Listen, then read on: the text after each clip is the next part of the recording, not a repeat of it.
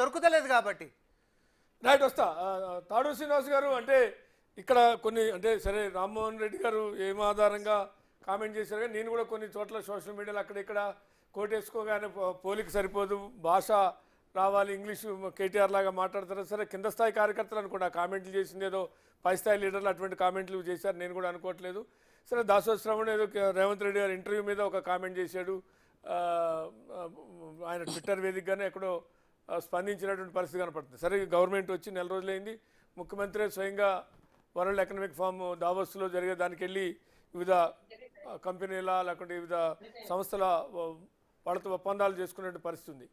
గతంలో కూడా 10 సంవత్సరాల కాలంలో అనేక ఒప్పందాలు చేసుకున్నా, దాంట్లో అన్ని ల్యాండ్ కాలేదు, అంటే అన్నీ చివరికి అది లాంచ్ కాకుండా కేవలం పత్రికలకే సిలికాన్ వ్యాలీ నుంచి సిరిసిల్ల వరకు అని పతాక శీర్షికలు వచ్చిన స్థాయిలో ఆ రకమైనటువంటి వర్కౌట్ కాలేదు, ప్రచార ఆర్భాటం ఎక్కువ ఉంది అనేటువంటిది కాంగ్రెస్ చేస్తున్నటువంటి విమర్శ.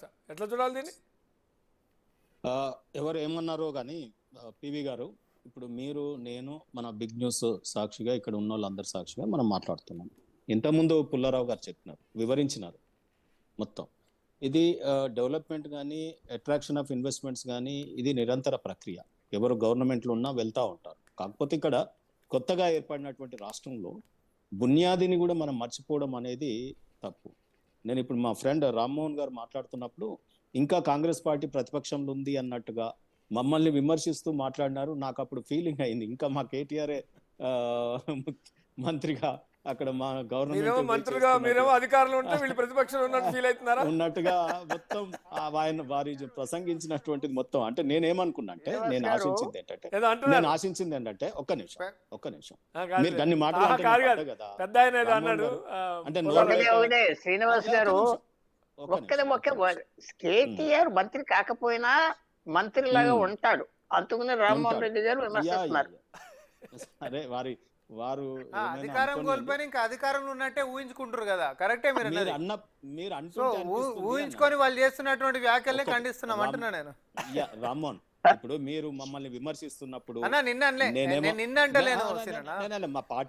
ఎందుకంటే కాంగ్రెస్ పార్టీ అధికారంలోకి వస్తే కంపెనీలు అన్ని బెంగళూరుకి వెళ్ళిపోతాయి అని చెప్పి ఎవడో ఉత్తరం రాసిండు అని చెప్పి ట్విట్టర్ లో పెట్టిండ్రు. ఆయన పేరు కేటీఆర్. తర్వాత దాని గురించి ప్రశ్నిస్తే నాకు సంబంధం లేదు. ఓపికగా ఉండండి, అసలే మాకు ఇప్పుడు టైంలో కన్ఫ్యూజ్ చేస్తారు. ఒక నిమిషం ఆగండి. నేనేమంటున్నంటే ఇక్కడ ఒక్కటి రామ్మోహన్ గారు, నేనేమో నోరు లేకనో లేకపోతే మౌనవ్రతంలో ఉండో లేను, మీరు అన్నీ నేను విన్నాను. నేనేమంటున్నంటే ఇక్కడ బునియాది అని ఎందుకు చెప్పినానంటే mega investments in what. So ఆ రోజు ఫార్మసీలో కానీ, మెకానికల్లో కానీ, బ్యాంకింగ్ సెక్టర్లో కానీ, ఇన్సూరెన్స్ సెక్టర్లో కానీ, మైక్రోబయాలజీ ఇటువంటి వాటిల్లో కానీ, సో ఈ రకంగా అనేక రకమైనటువంటి పెట్టుబడులు. ఇంతెందుకు ఎలాన్ మస్క్ గారికి కూడా డైరెక్ట్ కమ్యూనికేట్ చేసినారు ఆ రోజు కేటీఆర్ గారు. సో ఎలాన్ మస్క్ అంటే మీకు తెలియదు కాదు, ఈరోజు ప్రపంచంలో ఆయన గురించి చాలా చెప్తా ఉంటారు. సో నేనేమంటున్నా, అమెజాన్ పెట్టుబడులు, గూగుల్ పెట్టుబడులు, అంటే ఎగ్జాంపుల్ నేను ఎందుకు చెప్తున్నా అంటే ఇవి బహుళజాతి సంస్థలు వాటంతటా అవే మన కేటీఆర్ గారితో చర్చించి తెలంగాణలో పెట్టుబడి సెకండ్ వారి యొక్క ఏమంటారు వాటిని ఆఫీసెస్, అంటే ప్రపంచంలో ఒక మెయిన్ ఆఫీస్ ఉంటే సెకండ్ మెయిన్ ఆఫీస్ తెలంగాణలో పెట్టుకోవడానికి వాళ్ళందరూ వచ్చినారు. ఇదంతా కూడా అంటే ఒక దేశం ఇంకో దేశంతో తెచ్చినటువంటి పెట్టుబడులు కాదు. మీరు ఇక్కడ గమనించాలి. ఇప్పుడు బీజేపీలో ఉన్న ఐటీ శాఖ మంత్రిలో, ఇండస్ట్రీస్ మినిస్టరో, ప్రధానమంత్రి గారో ఇట్లా దావోసుకు పోయి లేకపోతే ఇటువంటి బహుళజాతి సంస్థలతో అగ్రిమెంట్లు చేసుకోను తెచ్చినటువంటి పెట్టుబడులు కాదు తెలంగాణకి. ఈ రోజు ఉన్నటువంటి అన్ని ఇన్వెస్ట్మెంట్స్ కూడా ఇక్కడ స్టార్ట్అప్స్ వరల్డ్ ఫేమస్ అయినాయి.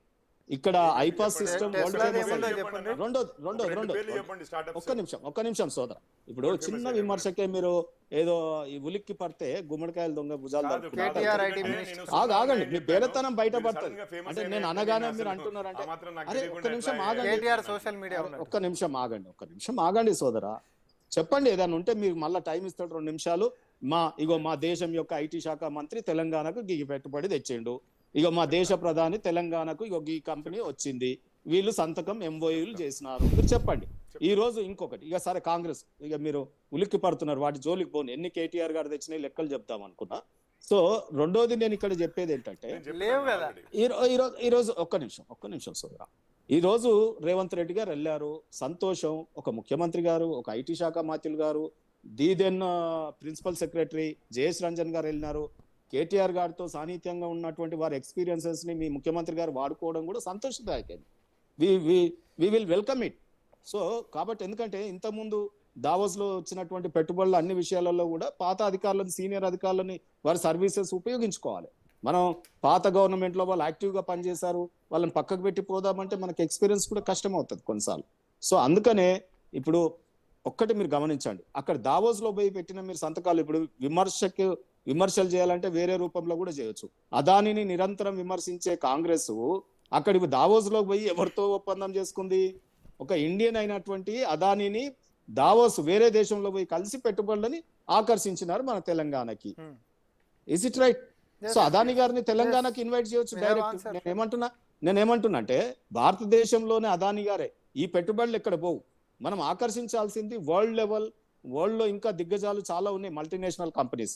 సో రెండోది ఏంటంటే ఇప్పటి వరకు ఆల్రెడీ మనం చేసుకున్నటువంటి ఒప్పందాల మీద ఇంకా వాటిని స్పీడప్ చేయడానికి కొంత ఉపయోగించుకోవాలని చెప్పి ఒక సూచన, ప్రతిపక్షంగా ఉన్నప్పుడు కొన్ని సూచనలు చేస్తాం, అది ఇంటే వినండి లేకపోతే లేదు. రెండోది నేను ఏమంటున్నంటే మీరు ఇంతకుముందు అన్నారు మెగా ఇన్వెస్ట్మెంట్స్, ఇది ఎందుకు జరిగింది? ఇక్కడ కొత్తగా ఏర్పడ్డ రాష్ట్రము అమ్మ ఎట్లుంటుందో అని భయపడలే ఎవరు. శాంతి భద్రతల మెయింటెనెన్స్ పివి శ్రీనివాస్ గారు చక్కగా చెప్పినారు. ఇక్కడ శాంతి భద్రతల మెయింటెనెన్స్ కానీ, మౌలిక సదుపాయాల కల్పనకు ల్యాండ్ ఇవ్వడం కానీ, కరెంటు నిరంతరం 24 గంటలు కరెంటు ఉంటుందట తెలంగాణలో, భారతదేశంలో ఎక్కడ లేనిది అక్కడ మెయింటైన్ చేస్తారట.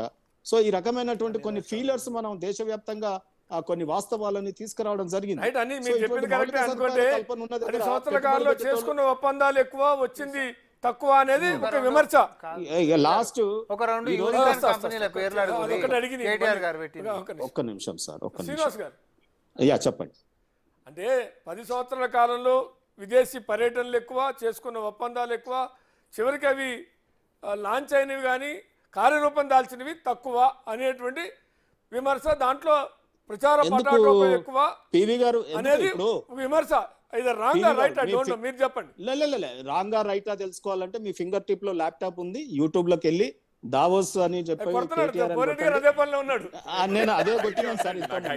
ఒకటే రోజు 34,000 కోట్ల రూపాయల పెట్టుబడులు ఒకే సంవత్సరం తీసుకురాగలిగినాం. సో అది కాకుండా రెండోది నేను ఏమంటున్నా అంటే ఒకటి గమనించండి. సరే సార్, 34,000 కోట్ల పెట్టుబడులు ఒక సంవత్సరంలో దేయగలిగాం. రెండోది ఇక్కడ ఇది డెస్టినేషన్, తెలంగాణ డెస్టినేషన్ క్యాపిటలిస్ట్లకి ఇన్వెస్ట్మెంట్ కి చాలా మంచిదండి. కాకపోతే ఒక ఎందుకంటే మీరు అన్నారు ఇది డిస్ప్యూట్ చేసేది కాదు. అరే ఒక్క నిమిషం, మీరు ఎట్లా అంటున్నారంటే తెలంగాణ కొత్తగా ఏర్పడిన రాష్ట్రంలో అడ్మినిస్ట్రేషన్ ఉన్నందుకు ఒక బేస్ వేసినాం కాబట్టి ఇప్పుడు ముఖ్యమంత్రి గారు వెళ్ళడం కూడా నేను సంతోషమే, వెల్కమే. ఇంత ముందు చేసుకున్న ఒప్పందాలను కానీ ఇంత ముందు అధికారులను తీసుకొని వెళ్ళినారు, దాన్ని కూడా విమర్శ చేసినారు కొంతమంది, కానీ నేను చెయ్యట్లేదు. ఆ అధికారులతో ఆ ఎక్స్పీరియన్సెస్ ని వాడుకోండి. కేటీఆర్ గారు కూడా కమ్యూనికేషన్ స్కిల్స్ అందరికీ ఒకటి డిప్లొమాటిక్ గా మాట్లాడుతున్నారు వాళ్ళ పార్టీ. ఇంకోటి చెప్పాలా పివి గారు, అవుట్ ఆఫ్ దిస్ పాలిటిక్స్ నా వ్యక్తిగత అభిప్రాయం చెప్పారు.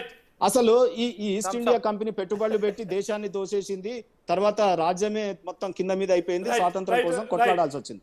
ఇప్పుడు పెట్టుబడుల గురించి ఇంతగానం తిరుగుతారు ఈ రాజకీయ వ్యవస్థ, చర్చ జరగాలి. చిన్న బ్రేక్ తీసుకొని